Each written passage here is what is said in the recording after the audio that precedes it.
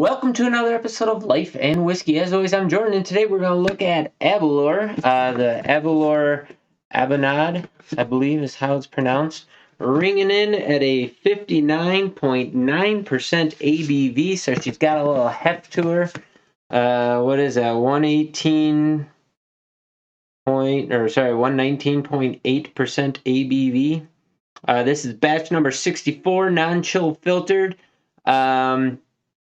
So this is Highland Single Malt. I'm pretty sure it's a Speyside.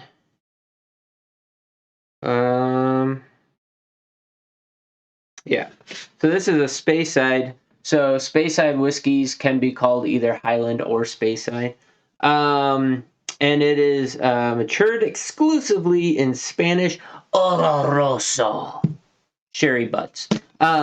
So has a lot going on.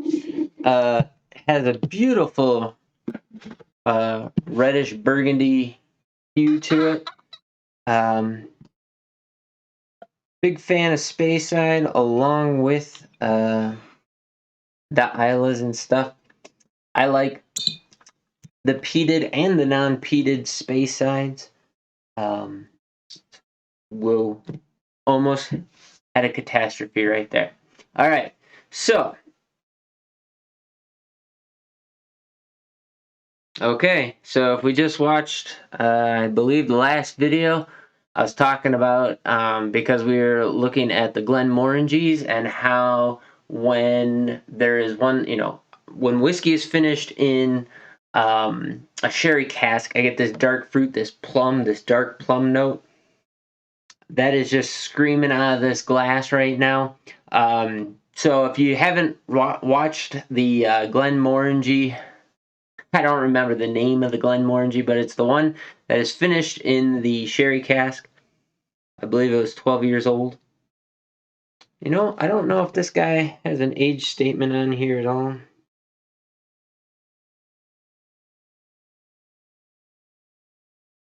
Sorry for the dead air space here. I'm sure there's something somewhere. As always, I never really look into it, but man, so it has this nice burgundy wax top on it. You can see the color there. Has a nice burgundy reddish hue to it from the sherry cask. And really, that is the only note that I'm getting out of this nose is just this dark fruit, actually smelling like sherry. There's a sweetness, like a sweet cherry on the back end of the dark fruit. So it's like either dark plum, dark, like Bing cherry with like a bright yellow orange cherry on the I don't know my different cherry varieties, but those ones that have the orangish yellow flesh to them, they're kind of marbled in color, red and yellow. I think the flathead cherries are kind of that look to them. I should know this because I used to live in the Flathead Valley, but I don't remember. The more I'm getting into this, the more it opens. Get a little bit of seaside brininess. I get a little brown sugar in there, like a rich molassesy brown sugar. But mostly that fruit and sherry notes are dominating. On the taste,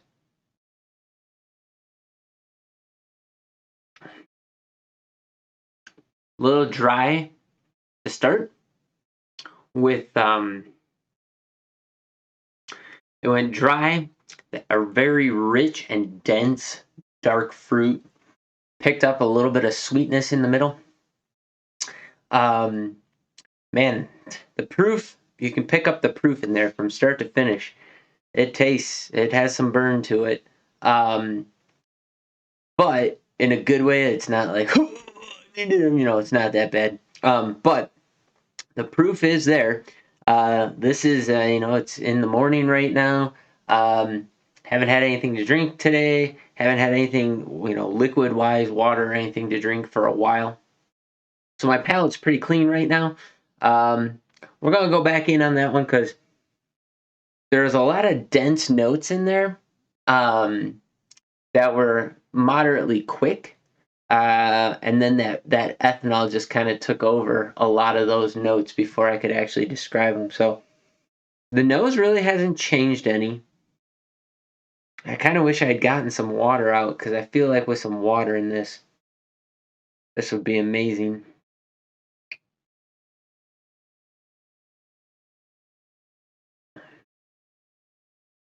Yeah, like a brown sugar, dense and deep dark fruit, a little bit of oak tannin in there, a dry sherry flavor,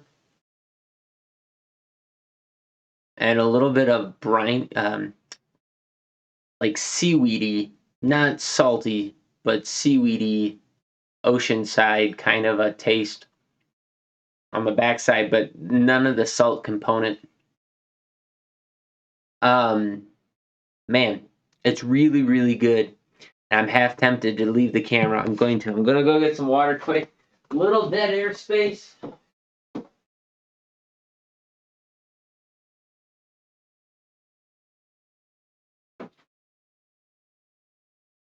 This is just something that is begging to have a little bit of water dumped into her. Just to explore a bit. That's pretty high proof, so if I can bring it down to like 100. We're just having a rough day. Rough go of it all day today, man. Fixing sprinklers out in the yard while it's 100 degrees out. My potatoes were kind of dying off. It's the middle of, no, it's the end. It's in the 20s. I don't know what it is, 21, 22, 23 of July 2022.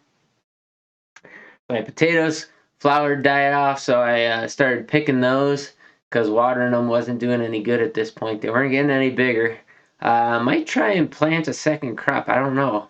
I only have August, maybe September for them to grow, so I don't know if I'd actually get anywhere.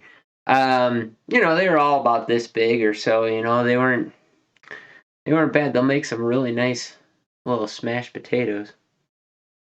Oh man, so that water really, really, really woke up the sweet component of this in the nose. I mean, brown sugar for days. It went from dark fruit and plum to like a really bright cherry, almost presenting like a bourbon. Like a very, very nice bourbon on the nose. Brown sugar, sweet cherry, almost a light, like floral component to it. Wow, smells really nice. On the taste,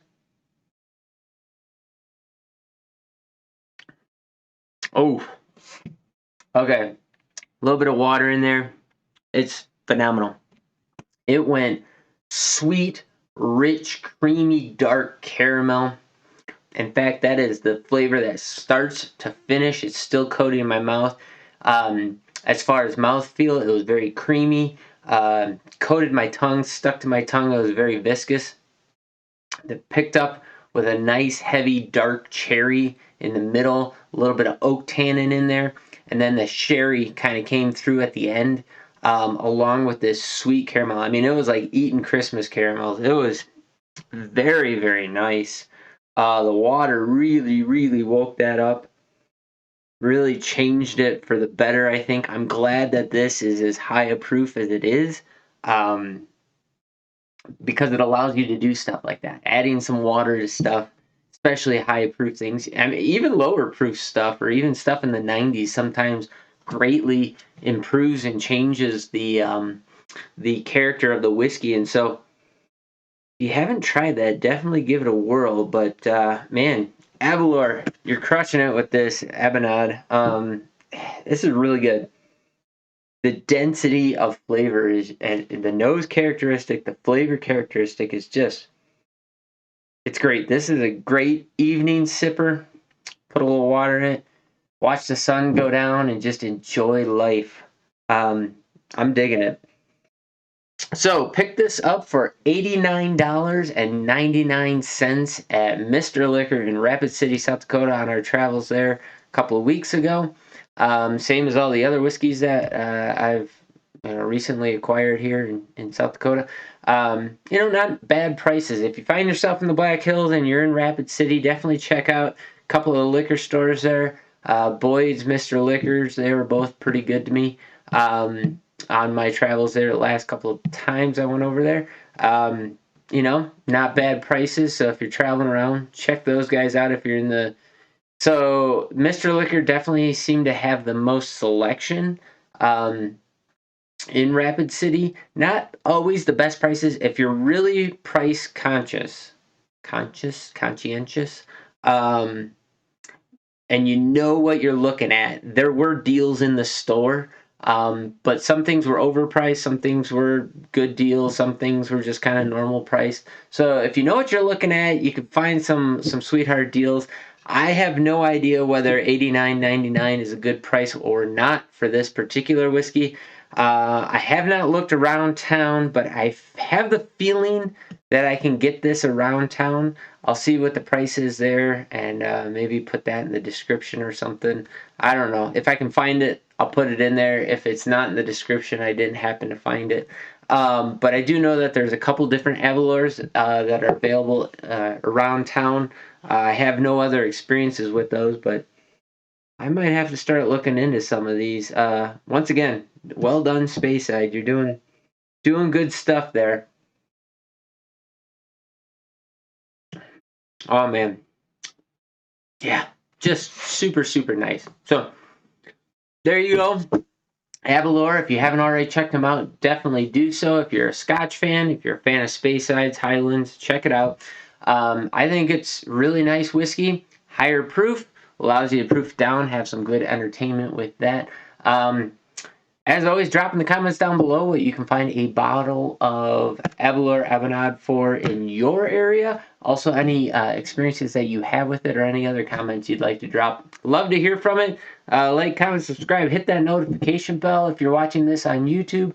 Videos drop on Saturdays. Golly, if you're watching this on YouTube, even though this is July 2022, I bet you it is every bit of October or November, maybe even later than that, 2023. If you're watching this video there, if you're watching on BitchUte, this video will probably come out maybe, I don't know, if I had to guess, maybe around like October, November of 2022. So not too bad. Yeah, thanks. Definitely appreciate everybody who has watched all these videos. Share it with somebody who you think might find this interesting or entertaining or get some value out of it. Yeah, don't really got anything else to say on that. Hopefully, if you're like myself, you're getting ready for elk season. I'm way behind on the exercise and getting in shape and all that good jazz. I've done a couple of hikes. Luckily, still young enough that I haven't lost everything that I've gained over the years. So that's not too bad. I had the boy up on the mountain the other day. We were slinging some arrows at my 3D caribou target, making some good hits. Had my arrow rest. Man, the stopping screw. So I have a trophy taker. It flips up, has a whale tail that flips up, and then the bolt hits against a secondary bolt as a stopper to keep it in a vertical position. When you shoot, it's limb driven, so it drops. And that bolt had backed out, and I lost it. And so when I drew back on my very first shot, my whale tail flipped 180 degrees and was pointed back at me. Luckily, I noticed it, let down, and luckily, that screw was laying over in my bow case, so I was able to screw it back in, fix the problem before anything bad happened, but we almost sent one into the great beyond. And when I got back from being up on the mountain, I put some Loctite on that thing. So yeah, there's something to be cautious. Make sure your gear's in good working condition. And man, that was the first arrow of the day after driving, I don't know, 30 miles to get up the mountain and wasting how much ever gas to get up there. And then, oh, man, it could have gotten really sideways, but it didn't, thankfully. So shot some arrows, got some fine tuning done, was making some solid hits at like 45 yards, putting them in about like that into my little 3D caribou that I got. Threw the boy in the backpack, went out, hiked around a little bit, so got some miles in, a little bit of vertical in. At about, what were we at? Maybe 7,500 feet, 8,000 feet, something like that. So work those lungs a little bit, whatever. But if I get out once every 2 or 3 weeks, I'm doing pretty good. So my conditioning's way down. Was hoping a couple of friends would be able to make it for elk season this year. It's looking like they're probably not going to be able to. So it might be me. It might be me and one other friend, maybe 2 friends. We'll see what elk camp looks like, but I might be running solo again this year if things don't pan out, and that's okay too. I've done pretty well doing that. Not being picky. Cow, bull, spike. I'm slinging arrows. Calves, you get a pass this year. But putting meat in the freezer as the world's going crazy. So, anyways, just a little reminder, the clock is ticking. We're approaching here in Wyoming. We got the month of August, so 31 days, and I think today's the 23rd. So, what do we got? 8 more days. So, we got 39 days until opener for archery season. So, that's pretty exciting. Anyways, if you are so lucky as to draw a Wyoming tag, congratulations. Hopefully you are sitting in a better boat than I am. Not terrible, just not where I want to be, but such is life. But that was a little bit of a random rabbit hole going down there. You probably didn't come here to watch that, but if you did, there you go. Anyways, you guys enjoy your day. Thanks for watching. Have yourselves a great day, and we'll catch you in the next video. And actually, the next video, another flavored whiskey, so stay tuned for that one. Have a good one.